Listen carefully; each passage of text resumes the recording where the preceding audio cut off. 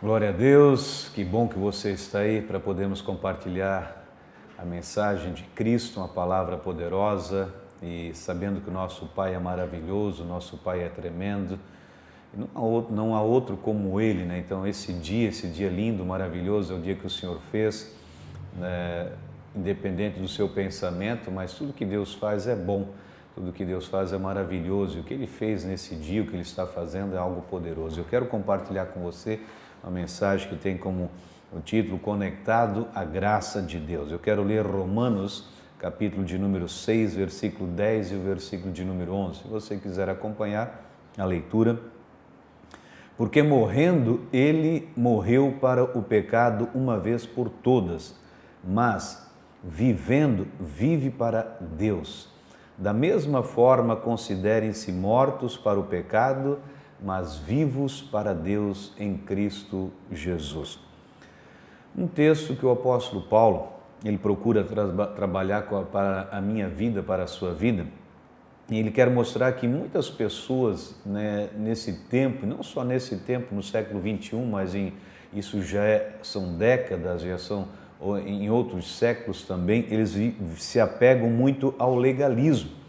A gente vive, né, um tempo onde as pessoas são muito apegas ao legalismo, né? Assim como é que eu posso dizer, né? Existe uma forma de pensamento que muitas pessoas creem que ela é a certa, que ela é ideal, e não é assim dessa forma como nós podemos ver nesse texto. Então muitos se apegam ao legalismo e principalmente na questão quando se fala de santidade, eles querem colocar que sem santidade ninguém poderá chegar a Deus, ninguém poderá ir para o céu, ninguém vai poder passar a eternidade com Deus. Mas não há um lugar na palavra de Deus, nas escrituras sagradas, que me dizem que Deus, né, que se Deus não encontrar em nós santidade, Ele não vai nos aceitar na presença dEle. Eu não consigo encontrar na palavra dEle, nas escrituras, né, um lugar sequer onde que Deus ele nos exige santidade para que a gente possa passar a eternidade com Ele. E se nós lermos o Novo Testamento, né, vamos ver que o critério para nós chegarmos a Deus, ou seja, sermos salvos, para nós termos um relacionamento com Ele, agora como um pai e como um filho, né, não é santidade, mas é fé. Então, através da fé, eu me torno um filho, uma filha de Deus. Através da fé, eu me torno herdeiro de Deus e co-herdeiro com Cristo Jesus. Através da fé, eu recebo o perdão dos meus pecados. Através da fé, eu me torno um novo homem, uma nova mulher. É isso que a palavra ela me ensina. Mas não é através da santidade que eu serei salvo. Não é através da santidade que eu vou alcançar os benefícios de Deus, mas tudo parte da minha fé, tudo parte da fé na obra perfeita, na obra maravilhosa de Cristo Jesus. Parte-se de um princípio de fé, mas fé não numa religião, fé não em pessoas, fé não em doutrinas, mas fé numa pessoa, e essa pessoa se chama Jesus Cristo. É isso que eu consigo enxergar muito claro na palavra de Deus. Então, quando se trata de santidade, significa, ou seja, em outras palavras, está falando sobre um fruto, não a raiz que me leva ao céu, mas é um fruto dessa obra maravilhosa de Cristo Jesus na minha vida. É isso que a gente pode encontrar. Então, que tipo de fé é essa que é demandada? É a fé de crer que Jesus foi o meu substituto, o nosso substituto, o seu substituto na cruz do Calvário, e que Ele não somente perdoou os nossos pecados, mas aniquilou a natureza pecaminosa que havia na minha vida, na sua vida. Muitos pensam, Jesus ele levou sobre si os nossos pecados e ponto final. Não. Ele levou os nossos pecados, mas principalmente Ele nos substituiu naquela cruz. Ele nos substituiu. Ele foi o nosso substituto, porque dificilmente, ou era impossível, na verdade, essa é a palavra certa, impossível alguém fazer o que Ele fez por nós. Então, Ele foi o nosso substituto para levar sobre si, tirar, arrancar de nós a nossa natureza pecaminosa. Essa é a verdade. Então, Romanos, né, capítulo 6, diz que Jesus destruiu, ele aniquilou a raiz, a origem do pecado, e com isso também ele perdoou os nossos pecados. Então ele destruiu a raiz. Aquilo que nos dominava, aquilo que tinha poder sobre a nossa vida foi aniquilado. É bem clara essa mensagem, bem claro. Então, ele removeu a natureza que fazia de nós pecadores. A natureza que me fazia pecador foi removida, foi tirada, foi aniquilada por Jesus Cristo. Eu não tenho mérito nenhum, não tenho glória alguma nessa questão. Toda a honra, toda a glória, todo o louvor, todo o mérito é de Jesus Cristo. Nós não temos. Nós não conseguimos fazer isso, ninguém conseguiu fazer, mas o Senhor Jesus Cristo, Ele fez por nós no nosso lugar. Em Efésios também diz no capítulo 2 que quando nós não tínhamos Jesus Cristo na nossa vida, nós éramos como filhos da ira. Filhos da ira. Então, termos filhos da ira era uma expressão típica da cultura judaica daquela época que indicava que nós éramos filhos, ou seja, as pessoas eram filhos do diabo, né, porque tinham em nós a natureza pecaminosa herdada por Adão, pelo primeiro homem que Deus ele criou e que recebeu em si mesmo a natureza por causa da traição que ele cometeu contra Deus. Então, por isso os judeus, a religião judaica, ela tinha como as pessoas que não faziam parte daquela religião, daquele povo, consideravam os demais filhos da ira, filhos do diabo, porque na mente deles, no entendimento deles, é porque nós éramos semelhantes a Adão. E Adão, ele acabou traindo, né, Deus. Agora, quando a gente tem um encontro com Cristo Jesus, quando você tem um encontro com Cristo, quando você recebe a Cristo como seu Senhor e Salvador, então Ele remove. É algo que Ele faz na nossa vida, Ele remove de nós a natureza pecaminosa e a substitui pela natureza do próprio Deus. Veja que algo poderoso, algo maravilhoso que acontece quando nós nos rendemos a Cristo Jesus.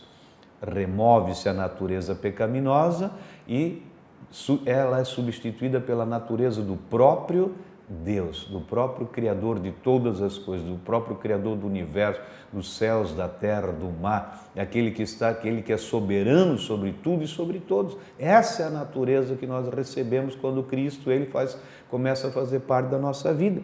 Então, por isso hoje nós somos o quê? A morada de Deus, o templo do Espírito Santo, porque nós temos a natureza do próprio Deus. Muitos acham que a gente é prepotente ou, às vezes, assim, como que soberbo, dizendo, nós somos morada de Deus. Mas, lógico, se eu recebi a natureza de Deus, se a partir da palavra deixa bem claro que a partir do momento que Cristo ele entrou na minha vida, ele entrou para fazer parte da minha vida, então eu sou o templo, eu sou a morada do próprio Deus, do próprio Espírito Santo. É Ele que decidiu fazer isso na minha vida, não fui eu. Eu não consegui manipular, em outras palavras, ninguém consegue manipular, ninguém consegue comprar, ninguém consegue barganhar com Deus para que isso se torne uma realidade. Ele mesmo decidiu fazer morada em nós.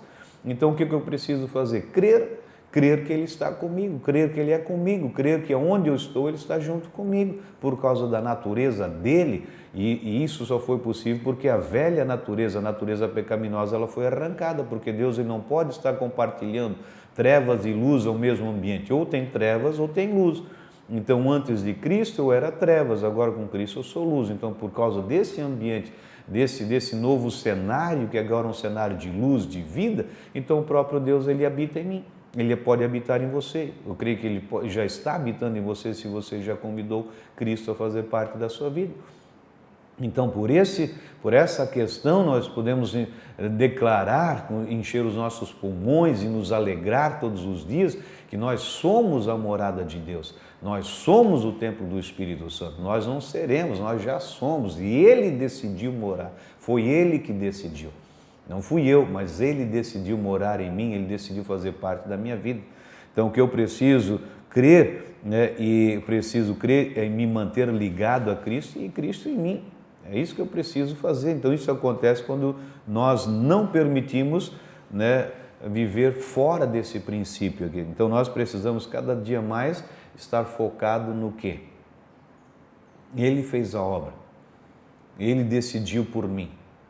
O próprio Pai decidiu pela minha vida, porque Ele sabia que se fosse por mim, eu estaria com certeza destruído, morto, aniquilado.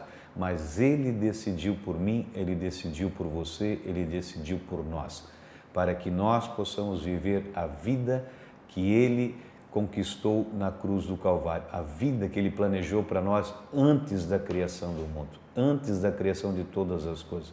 Então, eu quero deixar essa mensagem para você nesse dia e saiba que quando se trata de estarmos conectados, né, à graça de Deus, não é conectado a uma doutrina, não é conectada a uma religião, não é conectada aí a uma seita que muitos dizem, mas é conectado a Cristo Jesus, conectado a Cristo. Graça é uma pessoa, graça é Jesus Cristo. Graça não é uma legalidade para a gente sair fazer o que a gente queira fazer, a nossa alma, a nossa carne, não.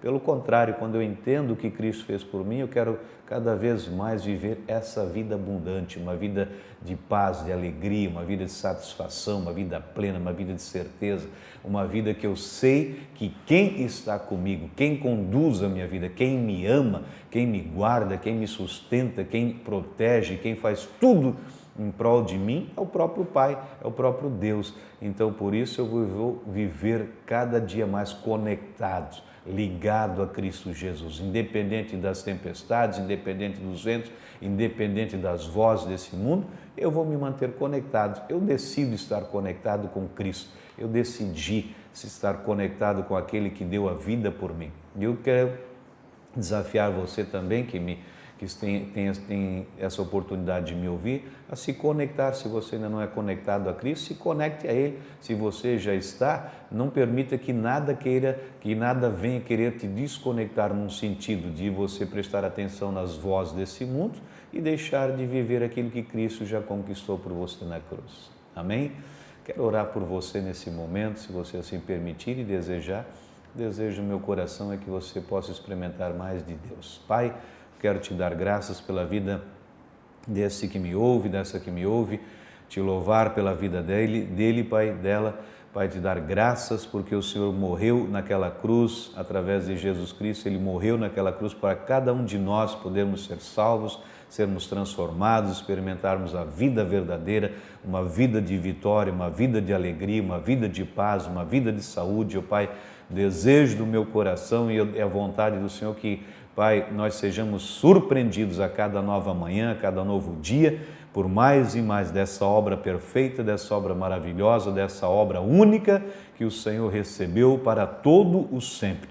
O desejo do meu coração, que o meu amado, a minha amada, possa ser impactado nesse dia ao ouvir essa mensagem, que ele seja surpreendido por este amor que está disponível e que já foi derramado nesse coração também através dessa obra linda e maravilhosa, concluída naquela cruz, em nome de Jesus Cristo. Papai, muito, muito obrigado, Senhor. Amém. Glória a Deus pela sua vida.